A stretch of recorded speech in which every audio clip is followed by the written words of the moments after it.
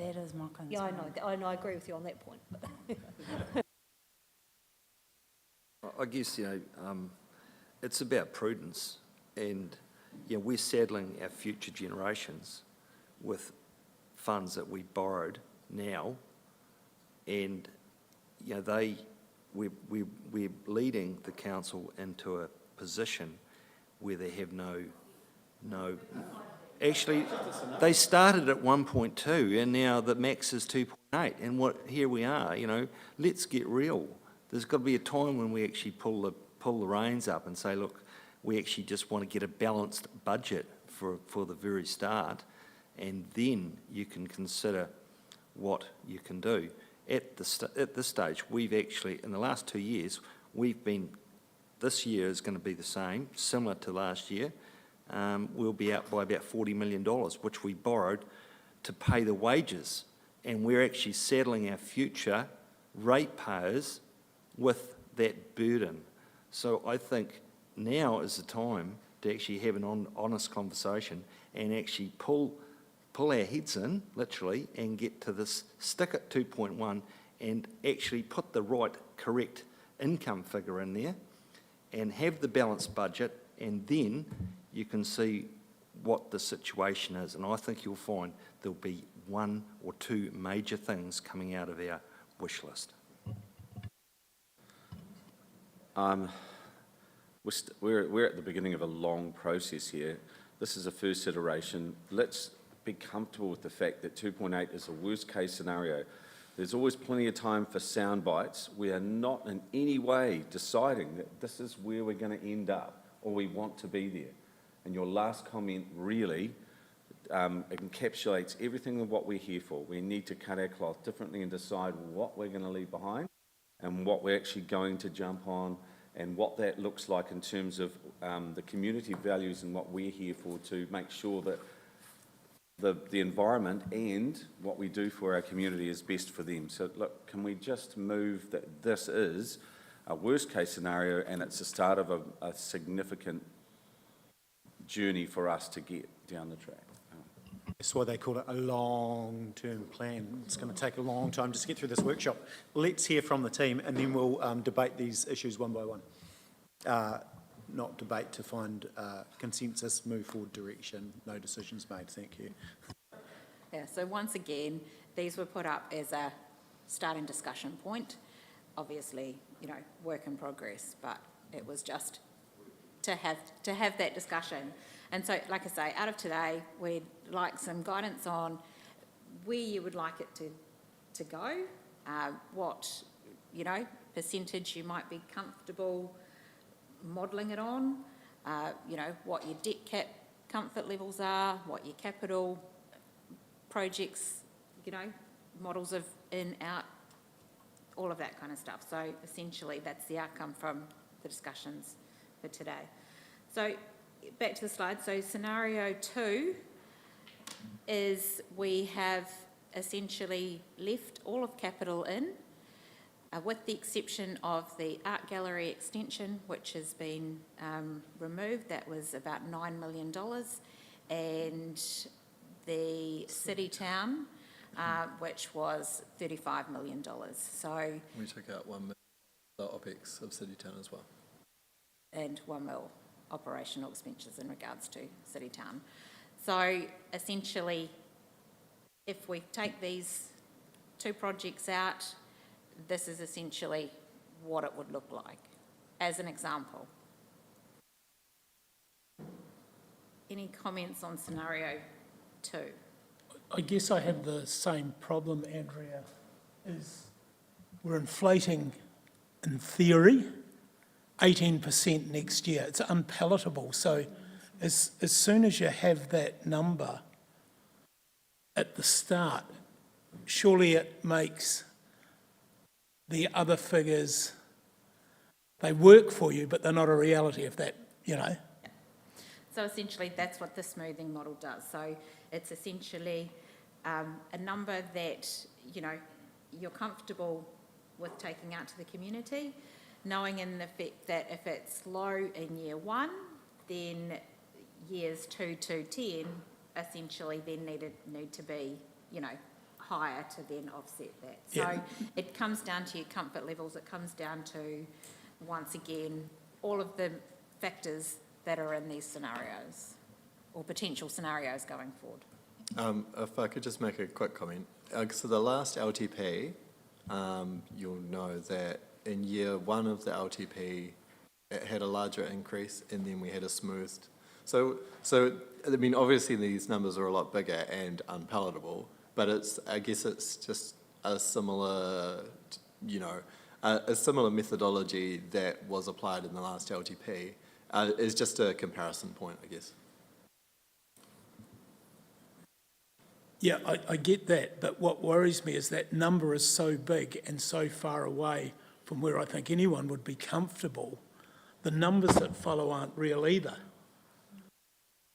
So I guess, No, I agree, but these are just hypotheticals, and I think we should just work through them, and then we can have discussion and bring all these points in, because I just think we're probably all thinking along the same lines, but until we get to work through those, we don't get the chance. So if you just, I think if we can present these, and then we can have that discussion. I'd like to have some more radical hypotheticals based on our real income and based on staying at 2.1. The questions behind you are that, what's our rates range, and then we can get to that once we've listened to the team. Yeah. so essentially these were two models that were put together in 2 weeks. So, once again, work in progress. So then the next slide was around, Councillor Booth's commentary around, what have we got in our current annual plan versus what is the first year of our long-term plan. So there were questions raised around the subsidies and grants. So within the subsidies and grants, there's 13.8 in this year, your roading subsidies and grants. There's a $6.2 million Theatre Royal subsidy and grant in there. The other two big ones, there was grants, better off funding around Aorangi Stadium, and some better off funding around the shared tracks. So some of that is up for debate as to whether or not it's going to be received this year. Is the Theatre Royal money going to be received? Is any of that going to be received this year? And the better off money, have we ever received any of that before, or what's the deal with that? Is that a sure thing? Because let's be real, we're only going to deal with real sure things here now. My understanding of the better off funding is funding that we get from DIA, and this is my understanding, so don't quote me on it, but I believe that we can draw it down at any time, but it is tied to those projects. So, like we would draw it down and use that money to fund those projects. The projects being the art gallery earthquake strengthening, which I believe is underway, the Aorangi Stadium, which is not yet underway, and the shared tracks, which I don't actually know, but they're underway. Yeah.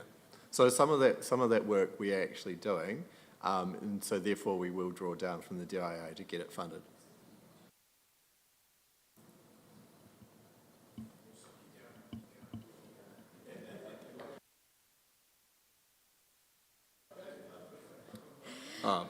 Susie is probably right about that too. And we just had commentary from behind somewhere, not in here, but Susie has talked about what did she say? She said about 5 million this year in transport choices that we probably won't get, but we won't also spend that money. That's money targeted towards transport tasks or whatever it is. Yes, it is. So if we don't get the funding, we won't be doing the work. Yeah, okay. Yeah.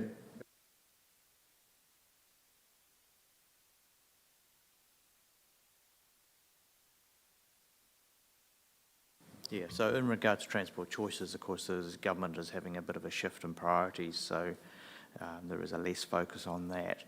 So the transport choices are around cycleways in particular. So the cycleway through the port, for instance, is at risk, I'll be honest with you, on that one.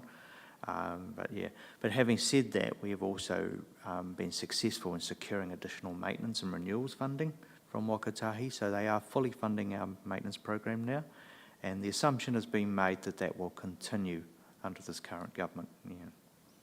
Can you just expand on that? Because Susie explained that well to Scotty and I yesterday, and because we've got that unsubsidised budget sitting in there, which is around 3 million, I think, isn't it?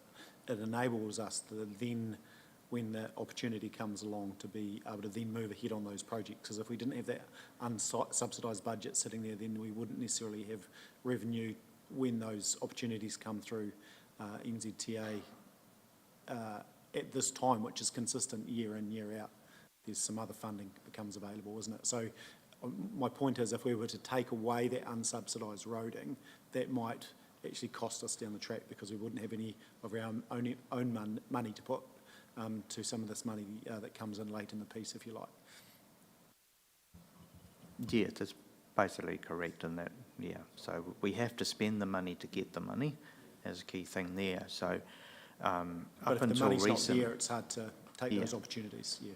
yeah, up until recently, yeah, this council has been funding roading renewals and maintenance significantly higher than what Wakatahi have been funding us. But that has changed just recently, and so yeah. We also do have some projects in the roading budget, like the Washdyke Road, new road extension, which is on the strategy there. That is still not confirmed for funding for Wakatahi, but we won't do that project unless we do get that funding. So there is some provisions there. But again, that's loan funded at this stage.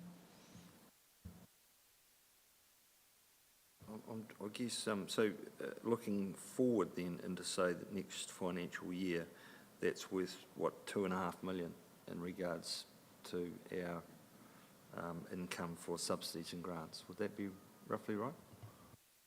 Yes, that's correct. Extra 2.5 million is coming in, yeah. So do we have to spend an extra 2.5 to get that 2.5? No, we're already spending it. I notice also in the rates, expected rates income, is what you're getting at before, Stu,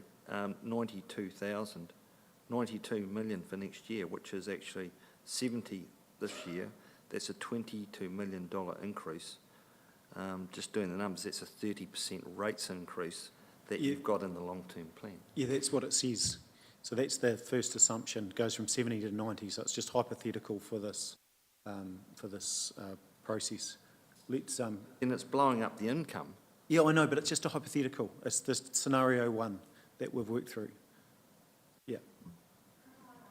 Yeah, no, you can. And then Just a question that will probably give you a wee heart palpitations, but if we went, right, we're only doing what we get our 51% from Wakatahi, because at the moment we spend more than we get, what impact would that have on our,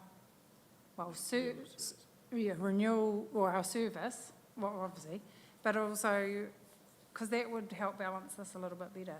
So at what point is this the kind of thing we need to be saying, right, that's it, we're only going to do what we get funded for, because we've got a little bit crazy? What? Okay. Well, given that the recent decision from Wakatahi, we are getting subsidy for everything we're spending. So we are back in that situation now. Whereas a year ago, we definitely weren't. We were funding higher than what Wakatahi gave us. The consequences of cutting that expenditure, if we did reduce our renewals, for instance, or our maintenance, we would lose Wakatahi funding, so the revenue would drop a bit under the present scenario, because we are making that assumption that our program is going to be fully funded. And then, of course, you're going to reduce the level of service effectively too. So you're just going to have more potholes, more roading complaints.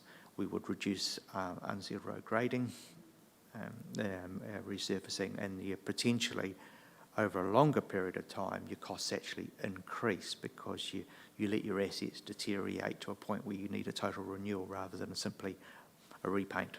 Yeah. Just following up from Stacey's comment though, we tend to look at vertical projects that are out in the community as the must drop. Is this a wish list, or can we go through, okay, roads might be a bagged example, but water, for example, I think we're in pretty good shape. Can we take theoretically 10 million out of that budget for 5 years to balance the books? Because to me, we always tend to look towards those one-off projects where actually I'd like to see a 5% cut across the board and put the pen through some of these things that I read that I don't think are essential at all. They're nice to haves.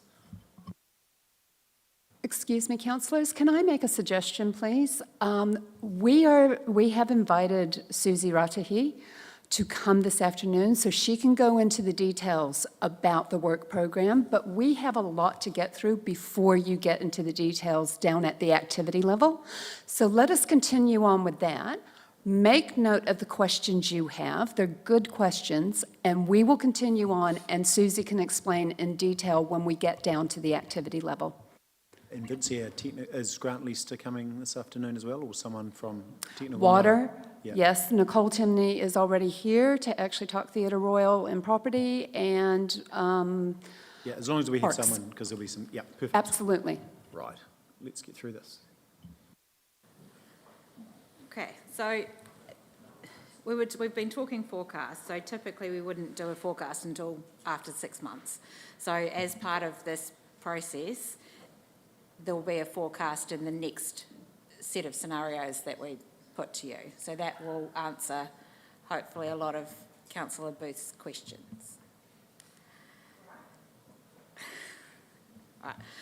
So essentially here is just a list of, and you'll have this on your hub document, because it's quite hard to see here, is essentially where movements are, or essentially what things have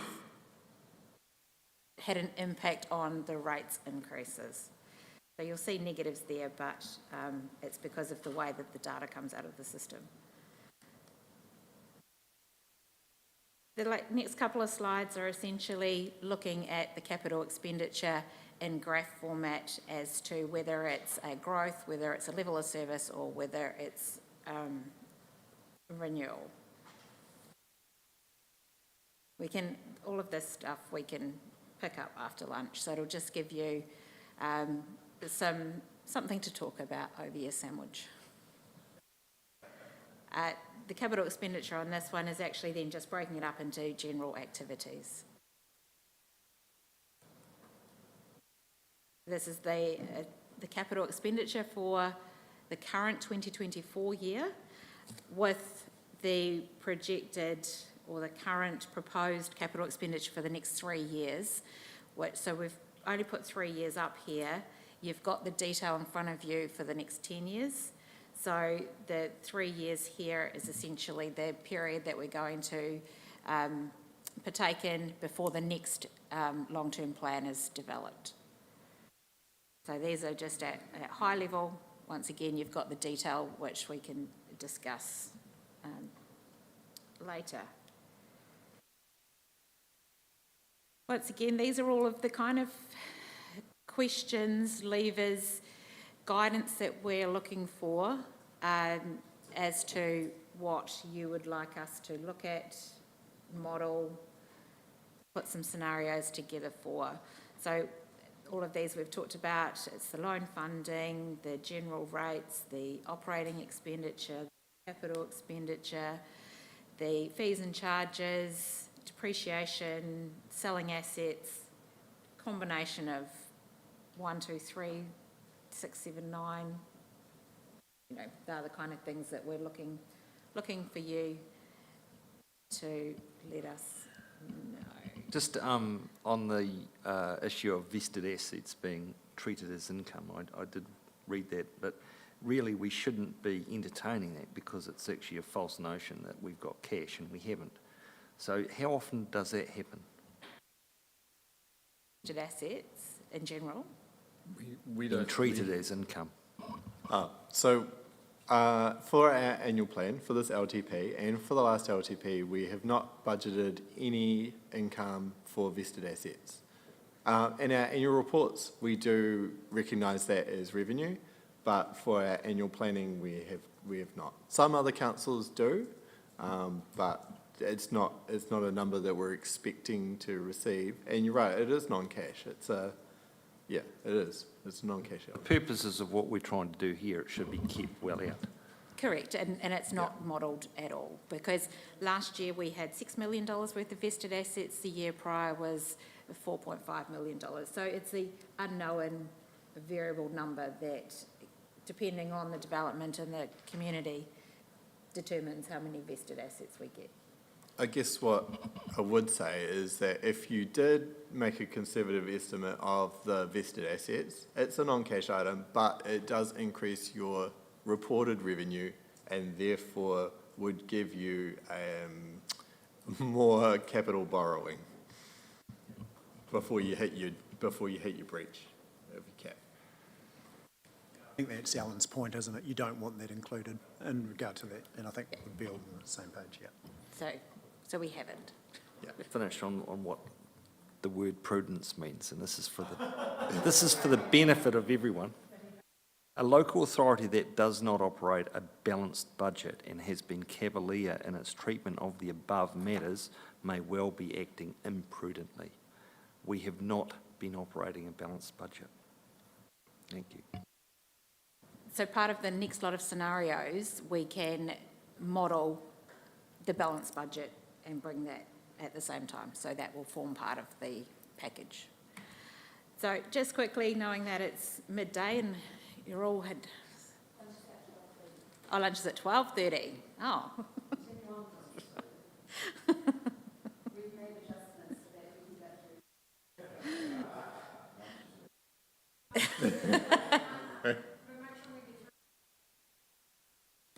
Yeah. So essentially depreciation. So we sent out the paper in regards to depreciation. So that was a Local Government New Zealand paper that was hoping to help explain depreciation. Obviously, we've started to look at, well, what does it look like? And looking once again for your guidance as to, you know, what would you like us to do? You know, we can fully fund depreciation, we can not fund depreciation, we can fund renewals perhaps, we can look at a hybrid model of a combination of different scenarios there. We're also looking at what other councils are doing in this space, because we're not obviously the only council that has issues around the valuation of their assets, the cost escalations going up, the renewals, all of that kind of thing. So we've started to look at what other councils are putting out there as part of their long-term plan consultation and what other councils have done in the past from their annual report information. So just looking for, you know, what would you like, you know, a scenario to look like and when it comes to depreciation.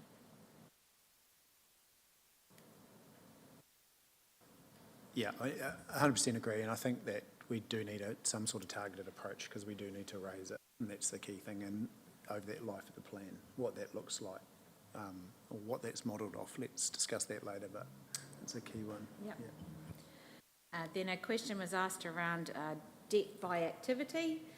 So once again, this is just showing as to where we're sitting at now and where the next 3 years are predicted to land from an activity perspective. Just one thing to note there, the 2023 is showing at 173 million, whereas our debt's 205 million. So the additional debt that's there was only firmed up from an activity perspective as part of the annual report. So it hasn't been journaled into these 2023 numbers. So there's an additional $30 million that will flow through these numbers in the next model. The overall impact, I mean, so our external borrowing is showing correctly, it's just a charge between activities, essentially, the 35 mil that needs to be brought in. So it's not bringing in 35 mil of actual debt that into the model, it's just allocating the existing debt to the correct location.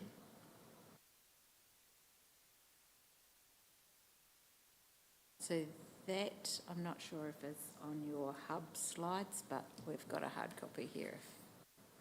Sorry, can you explain that a wee bit better to me? Because we've got debt of 173 million, and in 1, 2, 3, 4 years' time, we're going to have debt of 409.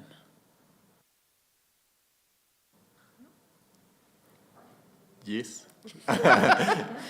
Largely, I mean, obviously, our debt largely arises from our capital expenditure program.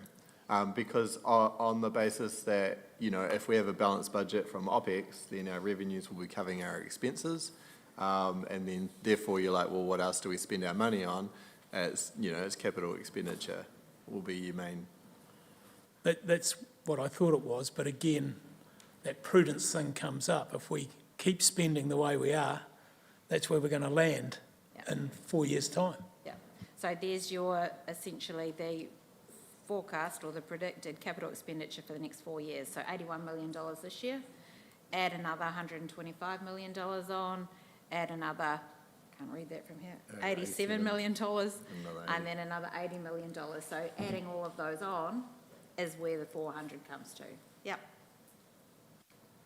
Andrea, can I just ask about a comment back where it says, if depreciation is not fully funded by rates, it means our renewals are funded by other means.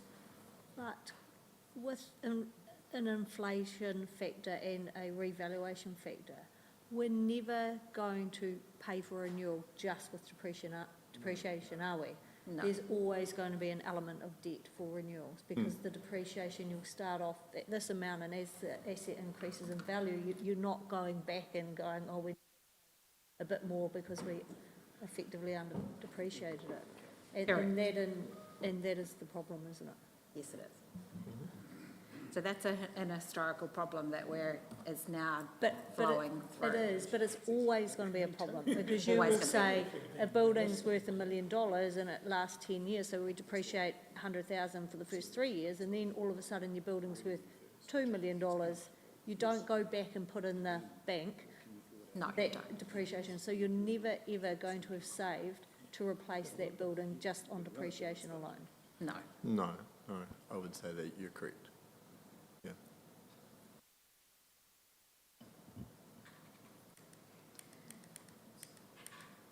Oh, that's the end of the slides. Yeah, that was the last one.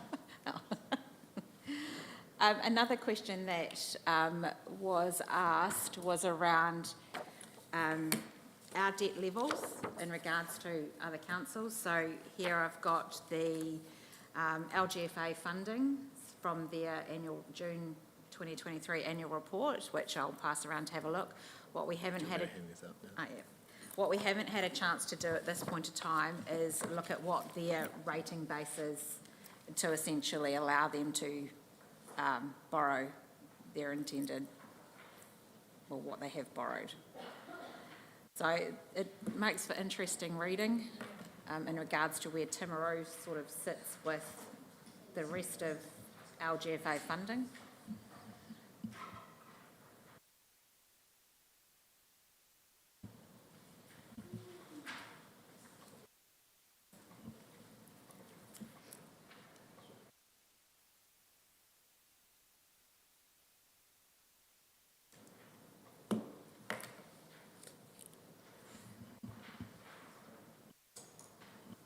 Okay, that's cool. And I think there's some info in that taxpayer union stuff. Thanks, Brad. So yeah, hopefully you've still got some talking in your council booth. So let's work through these key concepts as well around depreciation. To me, is an interesting one because we need to almost understand what our income is, and we need to be targeted in some regard. So I think we all would probably agree that it needs to grow, but it's probably something we can't put any specific numbers around at this point, but happy for others to have reflection on that. Scotty?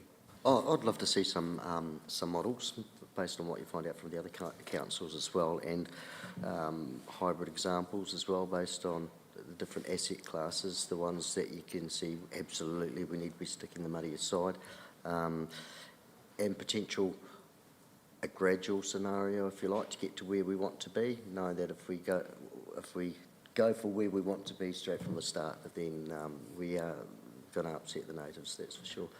And also, I've heard Andrew say before that we spend the depreciation, and we have to spend the depreciation. But if we are reducing perhaps some of our level of service in some areas as well, do we need to spend all our depreciation? Just some different scenarios I think would be useful for me. I don't think in the short term we're not going to be spending our depreciation, but I agree. It'd be nice to look at some models. I don't think we have a choice except to fund depreciation based on the information we have at the moment and expected lifetime of assets and the value of them, and to do anything different, to quote Councillor Booth, would not be prudent. And it's still, even if we fully fund what we think the depreciation is at this point in time, in 30 years' time, it's still not going to be enough for future generations. So I think we should do fully fund based on what we know and the value of the assets at this point in time. The challenge is if we fully fund in year one, you'd have a 30% rate increase just to cover depreciation. So it's going to be incremental. It's how you get there. So that's why I talk about a target into the future. And that's the challenge. You're never going to catch up. No. But we have to make best efforts. Yeah, because on that too, we've revalued them. Yeah. So that increases depreciation. There's no way you can go out and do it in one hit. You do it over 20 years to get as close as you can. I guess the opportunity is when you're doing new capital that you're depreciating at that time, you're increasing the depreciation, but it's it's over and above the new capital projects. That's probably the key thing to bridge the gap, if you know what I mean. But if we don't fully fund from day one, we're never going to catch up.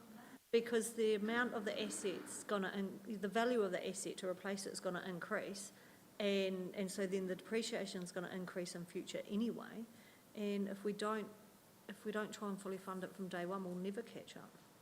Yeah, I think you'll only fully fund it once everything's been renewed effectively at that point, and you've considered putting depreciation aside for the new capital project, but that might be 100 years' time when the last pipe in Temuka's done.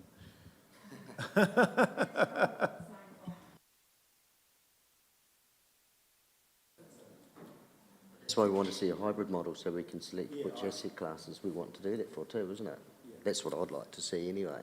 I mean, if you might, for example, have a large asset. Let's say Kiwi Rail decided that they were going to depreciate their ferries. Then they probably wouldn't be having the problems that they're having right now. But if they decide to fully fund it now, nobody could afford to use it potentially. Whereas you might decide that in X number of years, we need to be at the point where we'd be 50% able to fund it from that, and the rest again, because it's a capital investment, then maybe that would be debt funded. I mean, that's what I'd just like to see is different scenarios. Yeah. I ask what we've, in regards to our Downlands Water, for an example, we've just spent a lot of money. Did we do a targeted rate for those people, the beneficiaries? So that, like, in local government, it says that a targeted rate is the equitable proportion for which a targeted group receives the benefit. So yes. Obviously those people receive the benefit, so therefore they should be paying for it. Is that the case? Yeah, all those supplies are rated within that. Yeah, Seadown, Beautiful Valley, Downlands, all those got their own rating. So there's no cross subsidisation at all. Yes, in setting some capital targets on spend, obviously it's going to be depreciation. And if we do actually want to do a project and we borrow some money for that project, it should be clearly marked against that project and paid off in over a period of time, so it's all very clear what we're doing. We seem to have just a big pot of money, or lack of money, and like we're supposed to have reserves. Well, we haven't really got reserves. So yeah, it seems to have just got, you know, some of these big numbers that we're flashing up here are just not realistic.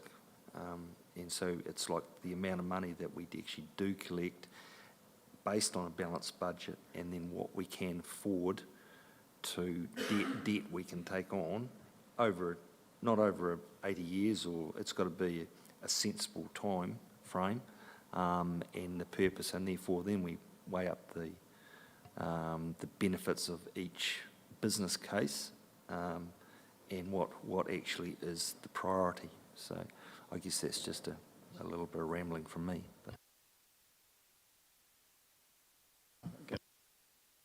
Yeah, look, I agree with Alan that a project actually, we should know the life of it and what it costs. So when we look back in that big pond of money, we'll know when that's paid for.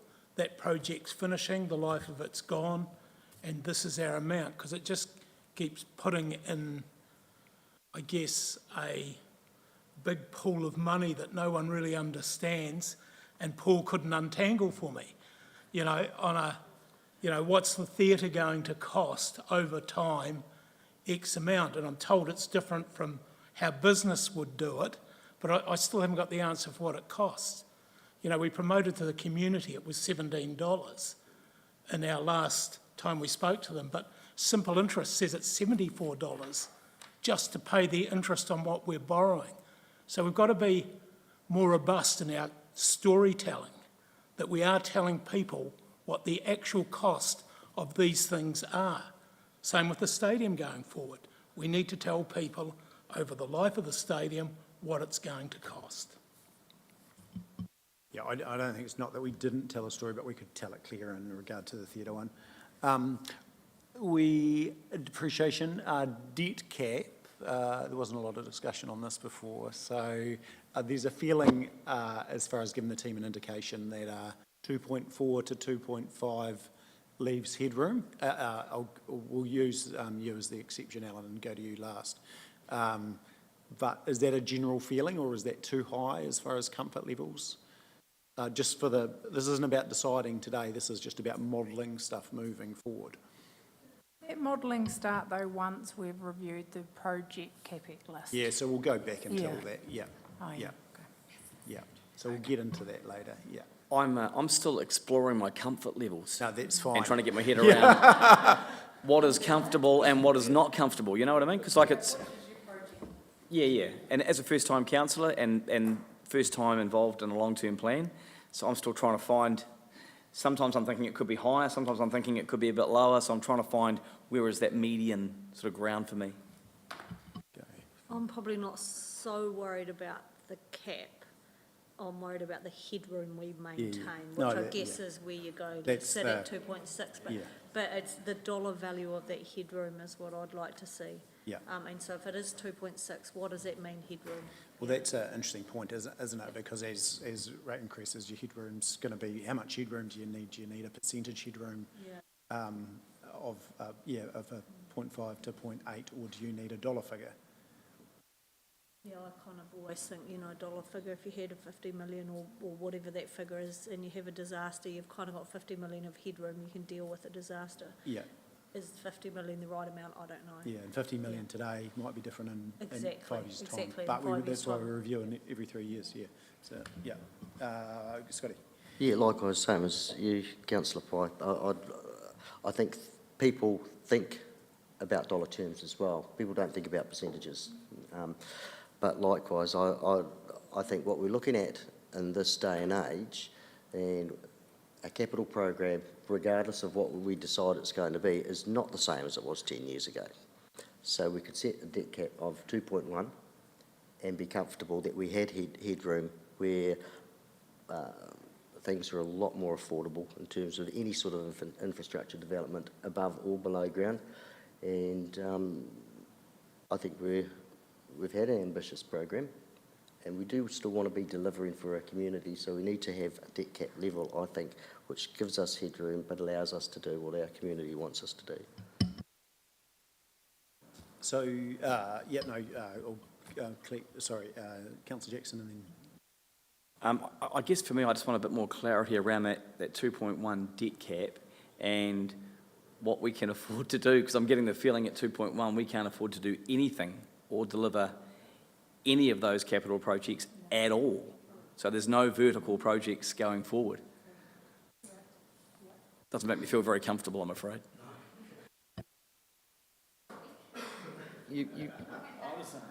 Your debt cap, when it was 1.2, you had your debt cap kept increasing marginally every year.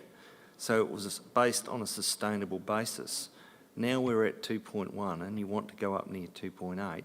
All you're doing is borrowing in a very narrow point in time, and soon enough that limit's going to be hit, and you will then go back to actually a consistent number because you've got nowhere else to go. So, really, you are taking everyone else's opportunity now to squander and spend money when actually think about the future. So, there's some real serious thinking needs to go into what you're talking about right now. And unless you stop the madness and get to and stick at a number and settle, you're leaving, you've burned everything up in 6 years. What about the next triennial? What are they going to do in the triennial after that? Because you've taken them right through to their headroom, and they'll get incremental. They have to live within their means, and during that, you've actually settled them with a heap of interest. Councillor Booth, we. But you're right. So if you look back and I look at a major project for Andrew, no disrespect, but you were probably here for this, when we invested significantly in wastewater pipeline as an example back out to Washdyke.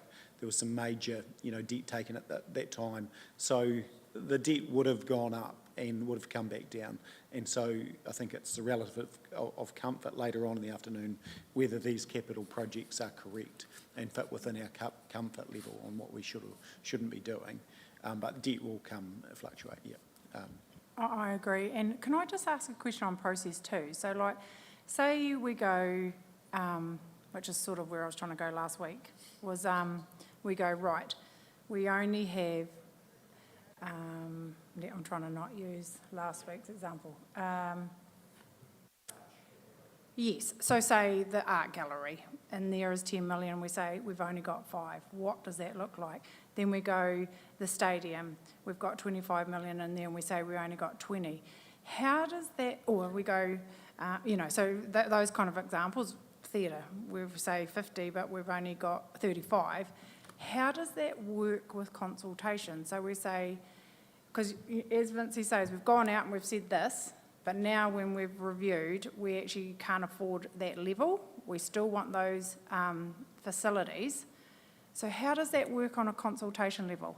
It would depend. So Vince, you might be able to answer this, but if something was still in the 10-year plan, then it's not something necessarily that we would, in the way that we presented, then we wouldn't have to reconsult. But if you're making significant change, if you put it into year 11, then that's probably not ideal. But Vince, you'll be able to better expand. I was trying to go, was like, I 100% know we need the theatre museum facilities, but at what cost? And so what is actually affordable for us? And at the moment, you would consider it's not. So, so I was just wondering how you could reshape those. Is there opportunity there? And I'm sorry, I don't understand if you can, because last week it was like, no, you can't say no, but how do you reshape? Let's be very clear. There's a difference between consulting when you're changing the level of service or changing options, as opposed to you overturning a decision. We're not advocating for overturning decisions because you need to have new evidence come to light, and then 75% of you need to agree to that, et cetera, et cetera. What we are saying is that if you have to re-look at the work program, that's going to be the bulk of your consultation document, where you're going out to the community saying, we can do option A and do this, this, this, and this, and it's going to cost this much. Or option B, which means we may not do this until year 10, or we may do this or bring it forward, and it's going to cost this much. Or we may say, we're not going to do this, but do that, and then get the community's views on that, comes back to you. That then is new evidence, but there's still processes you need to go through. Okay? Does that clarify things for people? Cool. So to just put that one to bed, just so we can move forward, we've got a 2.1 scenario, and we've got a, let's call it a 2.5 scenario, and then, yeah, that 2.4 to 2.5, and then we'll keep the current scenario in there as an option, just to, as a comparison. Let's move forward to... Okay. Do you want to do...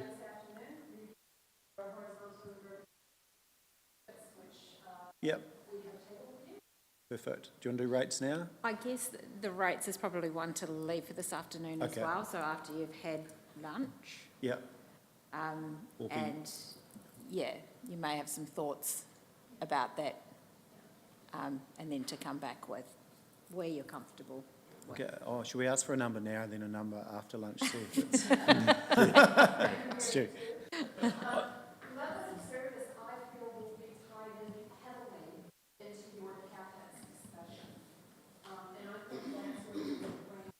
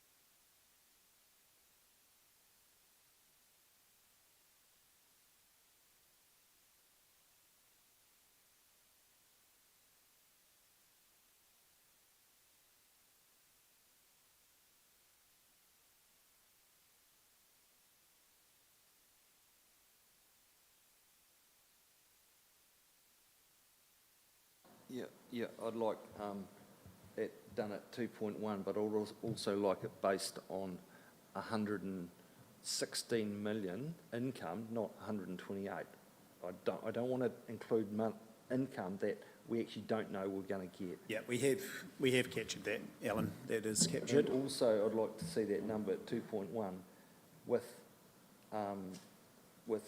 a couple of projects taken out. And that will be part Yeah. of that discussion when This you afternoon. tell us what Yeah. hybrids, Okay. what You you jump in. want taken out. Does that make sense? In the models, this is not you deciding, this is not happening. Yeah. This is you just saying to us, what's it look like if we don't do this and that? Jump in, Stu. Very clear to those watching online. I just wanted to comment. So in the model, what I can do, which may help, is basically we could run a model saying, hey, at 2.1, this is what you need to reduce your CapEx spend by. At 2.5, this is what you need to reduce it by. And then that, you know, that way we don't have to take projects, we don't have to decide which projects to take out, but it'll give you the dollar amounts to decide, you know, what do we need to slash and burn to get to that. Yeah, but I'd like it based on a realistic budget, okay, income as well, not what we've got. Yeah, yeah. So I guess what we need to decide on, and that's possibly a conversation for later, is what rate percentage we increase by, because that will that'll determine what debt cap percentage, you know, like determine the total debt cap, because we need to shore up all our revenues to know what, where we'll land, and rates being the more contentious one. Thanks, Brad. That's exactly what I was going to ask, but I also want to do it at a rate increase at the start of 10%, not 18. So we've got a couple of options, because I just don't think... No, that's, we can go into all those scenarios. Yeah. Yeah, for Savo, yeah.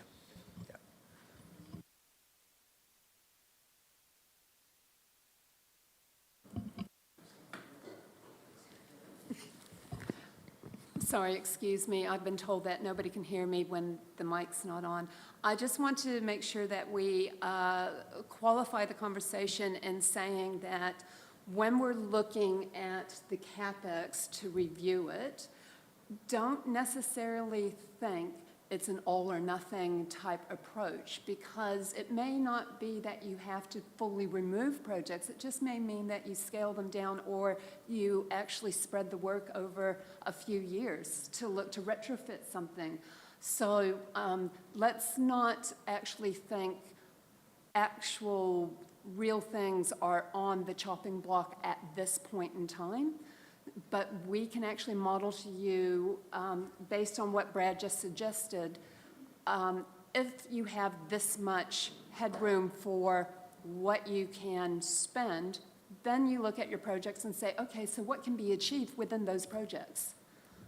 Does that make sense? Cool. Thank you.